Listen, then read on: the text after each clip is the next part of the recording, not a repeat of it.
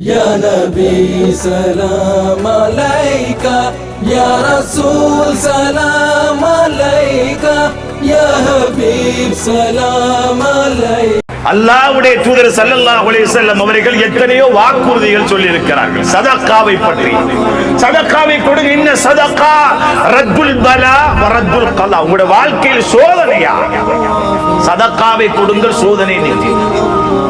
உங்களுக்கு ஒரு மோசமான முடிவு வந்திருப்பது போல வழங்குகிறதா? எவனுக்கிட்ட போய் நூல் கட்ட தேவையில்ல, மந்திரிக்க தேவையில்ல. அல்லாஹ்வுடைய தூதர் சொன்னார்கள், ரத்துல் கலா, கலா கதிரை கூட மாற்றும் சக்தி அல்லாஹ் சதகாக்கு கொடுத்திருக்கிறார். கொடுங்கள், மோசமான முடிவு வர இருந்தால் கூட அல்லாஹ் அதை தடுப்பார். பொத்தி வைக்காதீர்கள், கரத்தை விரித்து கொடுங்கள், அல்லாஹ் நிச்சயமாக தடுப்பார். அல்லாஹ்வுடைய நல்லடியார்களே, இன்னும் சொன்னார்கள் ஸல்லல்லாஹு அலைஹி வஸல்லம், இன்ன ஸதகத லதுத்ஃபிஉ கதபர் ரப் வ தத்ஃபஉ மீத்தஸ் ஸூ. சதகா என்பது அல்லாஹ்வுடைய கோபத்தை தணிக்கும். அதற்கு தான் சகோதரர்களே, சமூகத்துக்கு ஒரு பொதுவான சோதனை வரும்போது நாம் எல்லாம் முஸ்லிம்களை பார்த்து சொல்லுகிறோம், அல்லாஹ்வுடைய பாதையில் செலவழியுங்கள். ஏன் சொல்லுகிறோம் தெரியுமா? செலவழித்தால் அதை நிச்சயம் அது அல்லாஹ்வுடைய கோபமாக இருந்தால் அந்த கோபத்தை சதகா திருப்பிவிடும். சகோதரர்கள், சதகா திருப்பிவிடும். ஒவ்வொரு தனிநபருடைய வாழ்க்கையில் சோதனை வருகிறது, இது அல்லாஹ்வுடைய கோபத்தின் வெளிப்பாடு என்று நீங்கள் புரிவீர்கள் என்று சொன்னால் அல்லாஹ்வுடைய பாதையில் சதகாவை கொடுங்கள், நிச்சயமாக அல்லாஹ் அந்த முடிவை மாற்றி விடுவார்.